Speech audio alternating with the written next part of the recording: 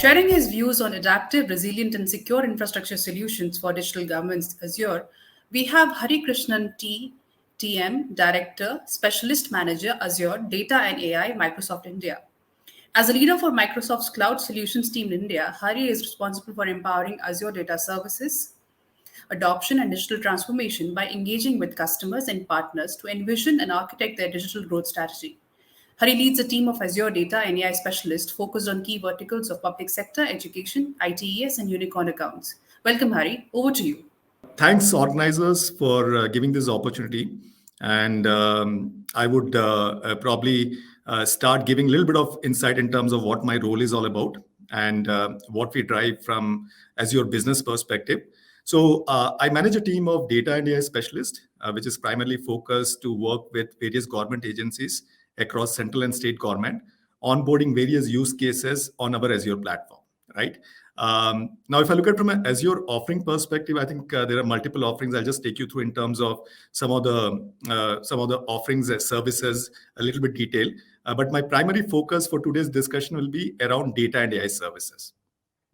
Now, just to give a little bit of context, I think Amit did cover about the Microsoft Dynamics offering. We had Sneha covering and giving a little bit of insights in terms of our modern workplace solution offering. Now, I just wanted to give a perspective like all this offering, which is purely what we call a software as a service offering, is primarily built on a architecture which is the Azure cloud platform architecture. So if you have been, if you look at any kind of specific offering from Azure perspective or Microsoft Cloud offering standpoint, we do have the Azure, which is our foundation layer, which is offers the infrastructure as a service based services. And on top of it is where exactly you will have various SaaS offering of Dynamics, the Microsoft 365, which is our team and collaboration based solution offering. LinkedIn, I think most of you may be aware, this is also some of the SaaS offering which Microsoft has already built. All these specific offerings is completely built on Microsoft Azure platform, right? So that's how the Microsoft Azure platform is the foundation layer for most of the cloud offering from Microsoft perspective. Moving quickly, I just wanted to give a little bit of perspective. You may have heard a lot about Azure, right? So Azure is our brand name for the infrastructure as a service offering, plus platform or a platform as a service offering also. So Azure is the brand name which we use, and we have been there for in the industry for a while right now. Now, what constitutes from an Azure services perspective? If I look at from an underlying principle point of view, you might be quite familiar with infrastructure services, which is like compute as a service, virtual machine as a service. You also may have quite familiarity with storage as a service, right? You may be looking in terms of just using and putting across a lot of your files, right? So that's also kind of a storage as a service based model, which is there. You may be also looking at some kind of security services, which is in terms of you have entire data landscape, you have entire infra landscape as application landscape, which is running on a particular cloud platform. You want to monitor it, right? You want to understand in terms of what is the compliance related to it. What is the regulatory part of it, right? Is it patched properly? Okay, is there anything pending on that particular entire environment part of it, right? So these are some of those basic infrastructure as an offering, which is pretty much available from an Azure services perspective. Now, what we have also realized over a period of time is we have also started to realize that when I look at from a developer standpoint, right? Now, developers have started to write their applications, which is like AI-enabled applications or AI-infused apps, right? Where you are trying to actually leverage the platform capabilities as well, right? Now, those are kind of offerings which we classify as a platform as a service offering. So under platform as a service offering, if you want to look at it across here, you will be looking at kind of a database as a service offering where you don't want to manage the database installation part of it. You just want to consume it, right? You just want to consume it. And as and when your demand increases, you just want to scale it up. As and when your demand comes down, you want to just scale it down, right? So these are some of those offerings which you would look at it from a database perspective. Now, if I break it a little bit on the database part of it, as the industry trend is moving across, you will realize that you will have structured data, you will have unstructured data, right? You will have structured data, which we call basically the SQL engines of the nature.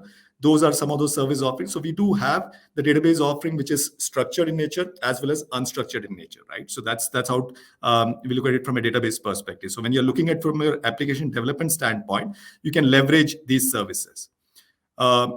There are also scenarios where we have seen customers looking at analytics, right? It's like quite commonly used in terms of, I want to do a little bit of predictive analytics. I want to do a little bit of prescriptive analytics. I may have to use a little bit of descriptive analytics, right? Now, if I want to look into any of these use cases, whether it's predictive, descriptive, or prescriptive as well, what the fundamental underlying principle is, you need to have a big data platform to be available. And on top of this big data platform is where exactly you would be lovely, running your own analytics engine on top of it, right? So this is also kind of a platform service which is quite available from Azure standpoint. We do have the Synapse service, which is our analytical platform. We do have a lot of customers who have major chunk of big data, which can be again structured, unstructured data, put it across to this particular platform, and you use this analytics for multiple use case scenarios. Now, next one is purely from an AI standpoint. I think there's a lot of buzz around AI, but I just wanted to give a little bit of perspective from a Microsoft point of view here. We do have the native AI services available, and what we have done from a government standpoint here is, especially from an India perspective, like there is a lot of localization which is required. Now, when I say localization, which is an important element here, is especially if I look at from the Indian geography standpoint, right? You have various lingual languages spoken across multiple states, right? So most of the time, what we have encountered is we need to have any kind of AI services which is related to speech, related to language, related to some kind of even a celebrity detection part of it, right? Where we have to use specific services, which is primarily customized to the Indian requirement standpoint, right? So what Microsoft Azure AI services we have done, predominantly we have developed unique services which leverages the Indian languages capability. I think in the subsequent slide, I'll give you a little bit of more visibility in terms of what are these use cases. And we have seen primarily this being used across various government agencies, state as well as central, where if you're looking at some kind of a CM helpline or probably a CM dashboard, where you will have maybe a farmer reaching out for a subsidy loan inquiry standpoint, right? So the language translation part of it is an important element. You cannot expect the language at a farmer level to be in English, right? They will be using a local languages standpoint, right? So how the platform can leverage and how the platform can translate it, and based on the translation part of it, how it can automatically pick the right set of responses which we need to give to this particular farmer. I think that's something unique which needs to be built from a platform perspective, right? And that's what we have done a lot, and we have done a lot of use cases around it. And finally, on the IoT, which is another important part, especially from a governance standpoint, is if I look at any kind of smart city, any kind of safe city initiative which is being driven at central, at state level as well, there is a lot of agencies which need to work collaboratively, right? You need to have the cameras which needs to run across various locations. You need to capture all those images standpoint, and basically on those images perspective, you need to understand in terms of, yes, there is a trend, there is probably something alarming which is happening on a particular location, and you may have to act upon it, right? So these are also some of the services which is required from a cloud platform perspective, where your camera devices at the edge itself need to run some specific models, right?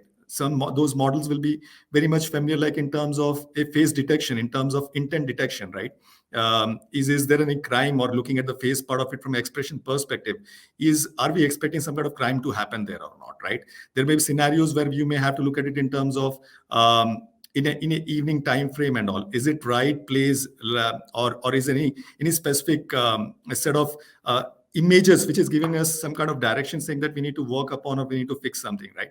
So these are also a lot of services where you will have all these edge devices, which can be cameras, smart cameras and all, need to work collaboratively with a centralized platform to make some kind of decision making there, right? So these are also specific capabilities, use cases, which we have seen quite common in government space. And I think we are working a lot with various state agencies, smart cities as well, where we use this IoT services, platform services capability, which is built on Azure. Finally, on the media part of it, with so much of content, videos getting generated, this share chat, the chat kind of application getting so much of momentum built in place, there is also a lot of use cases which comes across this. is the media which is getting uploaded the right media or not, right? Is it violence media? Is it giving a little bit of probably from a language, from a regional standpoint, or even from the languages which has been used there? Is it the appropriate language or not, right? So you still have to look at it in terms of the media content part of it. You need to do the content moderation related to it, right?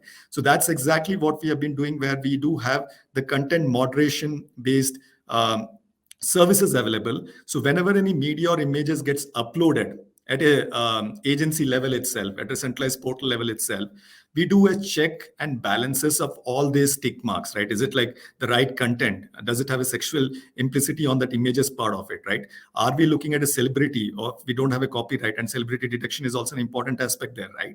We also have to keep in mind that is this image violence based image and all, right? So it should not be appropriate to share it with a particular age audience as well, right? So these are also some of those important use cases which we see quite common, and that's exactly where we have built this AI capability, especially from a content moderation point of view, to help us ensure that customers as well as the agencies, government agencies, leverage it and have the right content shared in this particular platform.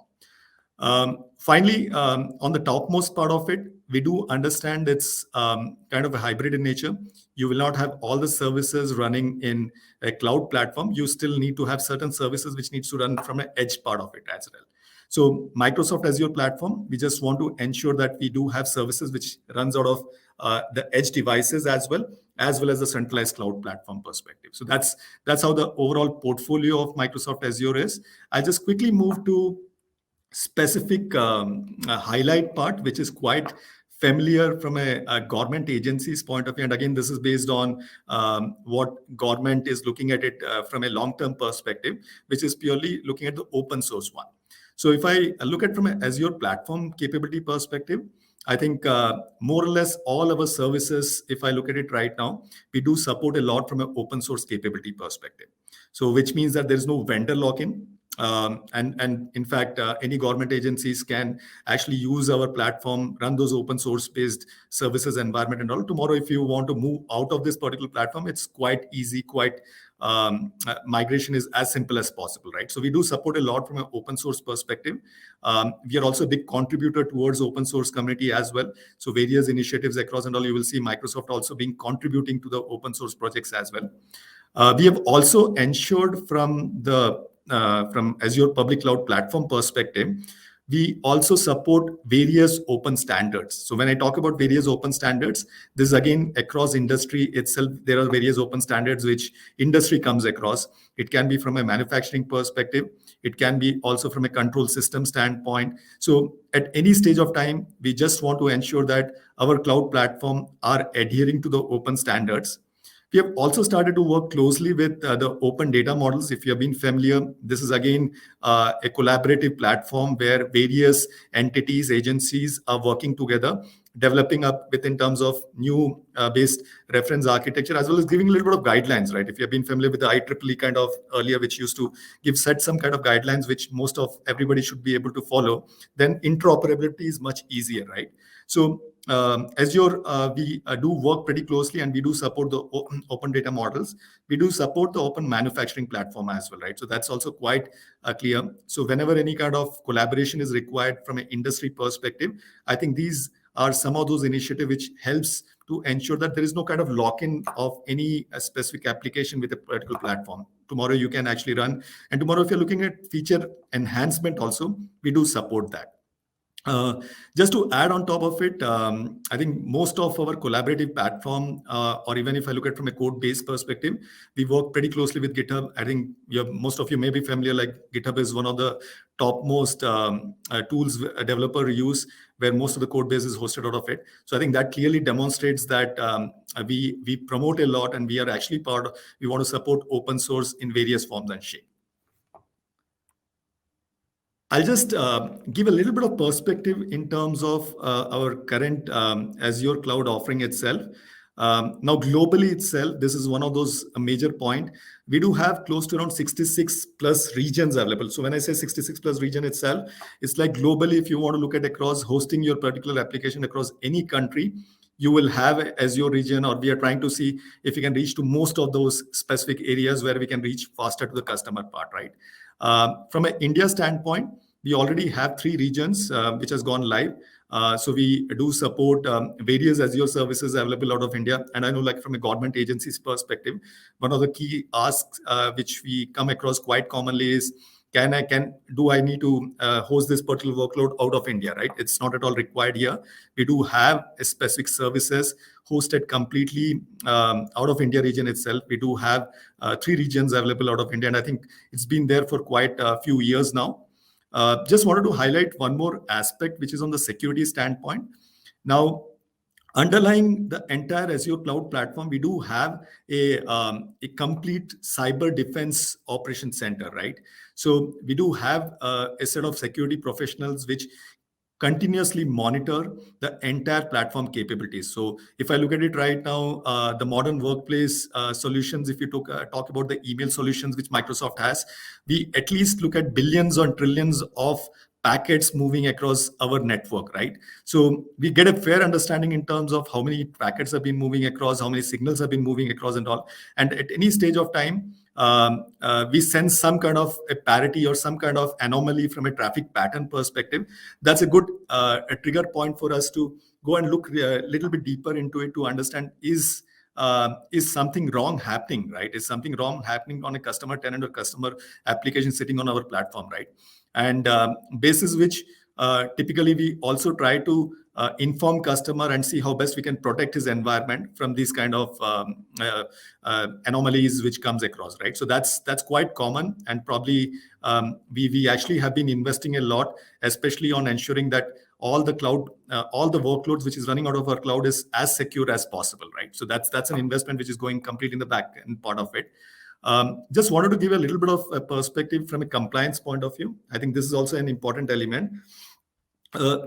We are not only adhering, in fact, to the global standards, we also want to ensure, like if a specific country comes up with their own guidelines, right, in their own specific compliance perspective, we just want to adhere to that as well, right? So from an India standpoint, if you look at it right now, MeitY has clear-cut guidelines for any government agencies if they want to leverage public cloud platform.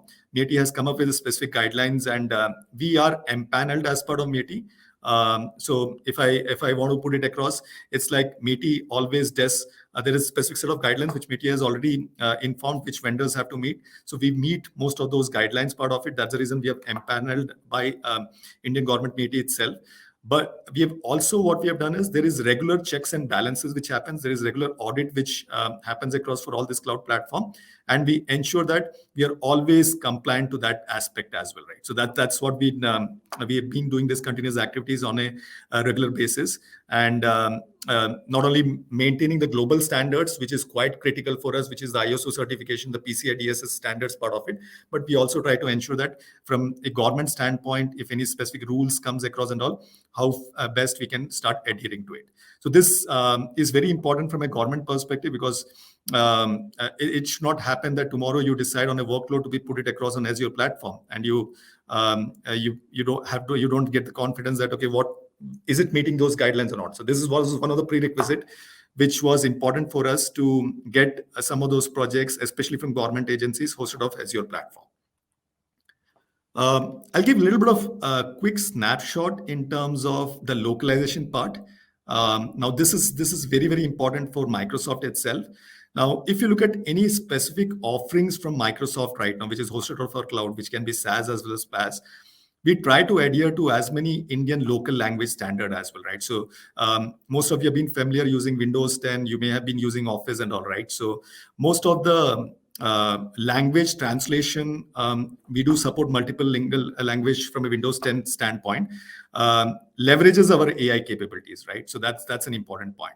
If you have been using Microsoft browser as well, if you have been using Microsoft Edge browser, we do support the local Indian language translations there as well, right? So these are some of those points which I just wanted to give a perspective, saying that we have been investing a lot to ensure all the portfolio of products, what we are talking about, are supporting the local languages perspective.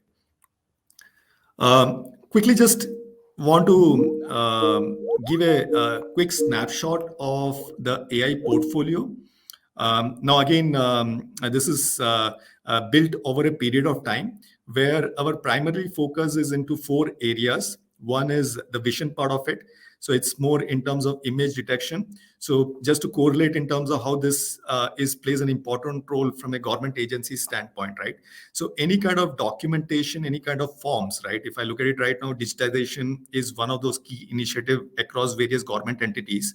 The computer vision plays an important role where we can go and look at those specific forms across government entities and make it paperless, right? We can actually translate the entire workflow into a paperless based process.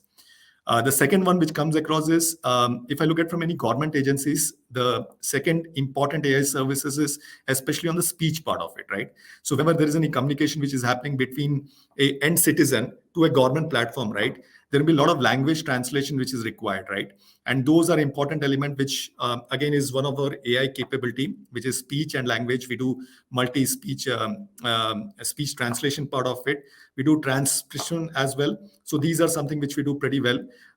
Finally, on the decision making, this is also an important part, which is more related to the analytics part.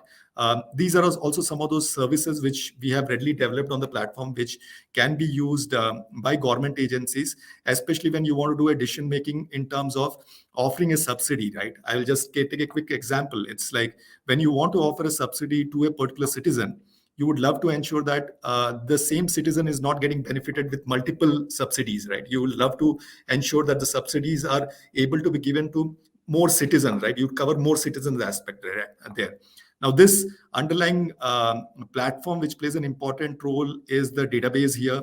It plays ensure that we have a citizen database, and we also ensure that the citizen database is also being leveraged from a welfare program standpoint, right? So decision making is much more easier whenever government launches a new scheme and all. So that's where exactly we have developed our own custom solution for that part, which plays an important role.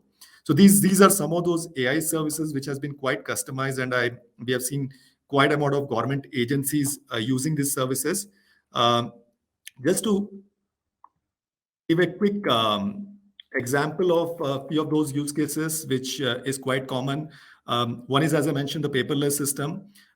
Various government agencies across state, we have already working with them. Banks also, we are already working from India standpoint, where we are digitization not only on the old documents which is residing there, land records, even the invoices and all. We are also trying to ensure that whenever any new scheme is getting launched and all, even if the end citizens enters those in the physical format, how it can be easily translated to a digital format, right? So that's where exactly the AI services from Microsoft Azure plays an important role. Second, quite common use cases is on the fraud detection part of it. Now, this is again with various government agencies, primarily related to the revenue department part of it, where we just want to ensure that we protect from any kind of fraud happening, right? Even if I look at from a subsidy perspective, whether it's reaching to the right person, or are we giving it the right time frame or not? Even if I want to look at from a tax collection perspective, you want to look at whether fraud is happening, you may have to look at in terms of what has been the data sets, what has been the revenue which we are getting from that particular entities over a period of time, right? Get those data sets into a common data platform, and then probably run those analytics engine, which will give a little bit of information in terms of, yes, there has been certain anomaly in a specific segment, and just go deeper into it, right? So that's how a tax-based fraud detection is quite common use cases across revenue department or various finance department agencies, which we have seen working in some of those states already in this particular project track part of it. The third use cases, which is quite common across various government entities, is the conversational agent part of it, right? Again, if I look at any kind of CM helpline or any kind of farmers helpline, right? We are actually trying to work mostly with the platform capability perspective, where even from a mobile device point of view, how sending a message can be translated to a voice, and probably the end citizen gets the benefit as soon as possible. So it's kind of an intelligent conversational bot is what we're targeting here, where even when a volumes or when a spike happens, I think this particular platform will be able to capable of delivering it, right? We had good example of use cases being used during COVID timeframe, where hospital bed management, right? Most of the states leverage the hospital bed management system, and underlying technology was some of the services which I'm referring to right now. So this was a quite common use case which we have seen action across various state entities. And finally, one which we have seen quite active from an Indian government point of view was on the Safe City and the Smart City initiative itself, where we have the images detection available at the remote part of it, and actually we get those images. So if any crime happens and all, we are able to go leverage the various cameras available across various endpoints, and using image detection of a particular person, of a face, and then probably understanding what the trend or what the track he has taken into consideration, right? So these are quite common use cases which we have been working with various government agencies, especially from a data and AI standpoint. And I think this is one where we see a lot of traction going forward as well. In the interest of time, I would just take through a little bit of deeper, probably I'll just run through some of those use cases, which is quite common. Now, when we look at from any kind of the conversation part of it, there are various capabilities which is required from a platform perspective. Now, these are capabilities like a bilingual, right? If I look at from a Indian conversation perspective, there's a lot of mix of Hindi as well as English languages, right? So when we are discussing, or when a particular application is integrating with a platform, the basic expectation of the platform is it should be able to detect those mix of bilingual conversations, right? And able to get some kind of intent driven from that, right? So that's readily available as part of our platform, our Azure AI services. The second set of where we have seen quite a different dialects and accents, right? So take an example, if I am talking about a Hindi itself, probably a Hindi language spoken in a state like Bihar will be slightly different in a state like UP, right? So we have various dialects available, and this is also quite common for regional languages also. So if you take a language of Malayalam, the language which is spoken across in one district will be slightly different from the another district, right? So there is a different dialects which always comes across. So this platform, over a period of time, we have built those capabilities, which ensures that we understand those, and we give a seamless kind of service offering to from application layer point of view, so that we know like these are different dialects which is coming across and what should be the intent related to, right? So that's quite common. We also understand the sentiment part of it. So when a person is actually reaching out to a call center from a help required part of it, right? So sentiment is also an important part. If his sentiment is very low, or probably he's quite frustrated right now, like, so there's a different set of actions which will be required from a call center agent point of view, right? So that is also an important part. So these are also some of those feature capabilities we have built over a period of time on our Azure AI services, which is very well being received by government agencies, and they're already leveraging all this as part of their existing offerings. Quickly, these are some of those various offerings from an Indian languages perspective. So we do support multilingual translations. We do support transliteration. We do support intent as well. So whenever any user is talking with the local languages, we also are able to understand in terms of what the intent is behind it, which means we are able to take all the words together and then probably get an intent out of the whole sentence here, right? So this is quite possible. All the various regional languages as well as most of the Indian languages are quite supported in this particular part. Finally, just wanted to give a little bit of perspective from the cloud platform security capability perspective. So we just want to ensure that we follow all the open standards. We have also tried to ensure that from a security and privacy perspective, we meet all this guidelines, and in case if any specific government agencies have a specific requirement and all, we do have customization available on top of it. Like you want to run a specific firewalls, we already have firewalls listed as part of our platform, but there are specific requirements where you need to have your own customized solution to run on top of it. It's pretty much doable on the Azure platform. What we have customers using it. We have also started to hear a lot on the data governance part of it, where you need to follow a specific set of data policies. You also need to define in terms of the ownership of the data part of it. Those are also quite readily available on specifically from Azure platform perspective. And we do support, in fact, the STQC audits, which is quite common. This is again as per the METI guidelines. So that's also quite, we have been supporting on that. So these are basic, some of those points which we know, like from a government workload point of view, if it has to be hosted out of Azure cloud platform, what is required. So these are quite available as ready-made as part of our platform itself. Finally, on just on the skilling part, as from a technology perspective, I know like a lot of learners would love to understand in terms of where can I go and get some kind of more detail around any specific services from Azure perspective. It can be infra, data, or AI services standpoint. So there are various free interactive learning paths. So if you just go to microsoft.com/learn, you can create your own profile there, and based on your profile you can select, right? So we have various set of learning paths created. For a developer standpoint, there's a learning path which you can go and take it. If you want to be a data scientist, there's a learning path for a data scientist standpoint. If you want to be a DevOps lead, you can have a learning path from a DevOps perspective. If you want to build your skills on the security aspect standpoint, you can actually take the track from a security perspective. So these are various set of learning paths available, and I think most of them, to start with, you have the free interactive self-paced learning paths available. We do have the virtual training days available, which is again a mix of hands-on as well as mix of offline as well. So I think we do understand that there's a big amount of demand, especially from various entities across India.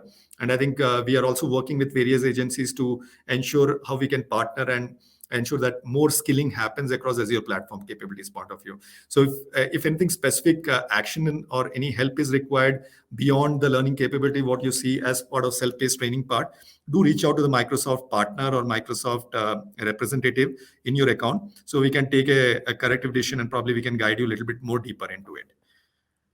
Finally, these are some of those various government entities who have already leveraging our platform or have been, in fact, we have been selected as one of the bid, as one of those through RFPs. We have won some of those projects across these entities.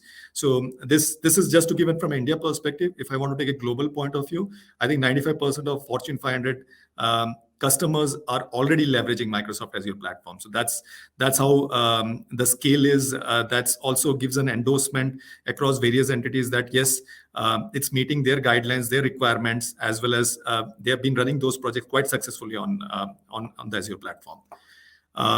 Finally, just to give a gist in terms of the various channels of procurement which we have seen, which government agencies can leverage. Obviously, through GEM, they can very well go ahead and raise a custom bid to buy any Azure services. It's quite one of the channels which can be used. Nixie is also one of the intermediary channels which can be leveraged to go ahead and buy any custom managed services of Azure cloud platform. That's also quite possible. We are also, you can use the DIC channel as well, which is the Digital India Corporation as well. So there is an existing contract which can be leveraged there if you want to leverage any or use any of those services standpoint. Beyond that, there are certain agencies who still follow the tender processes, which is again the conventional tender processes where there is a criteria which has been mentioned. So that's also quite possible. So there is various channels which through which you can start leveraging or buying this Azure services standpoint. And these are a few of them which we have been working closely with various government agencies standpoint.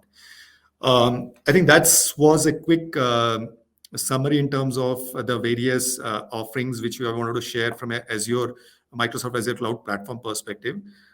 Thanks a lot for the patient hearing. Thanks a lot. Thank you, Mr. Hari Krishnan. It was wonderful listening to your in-depth insight.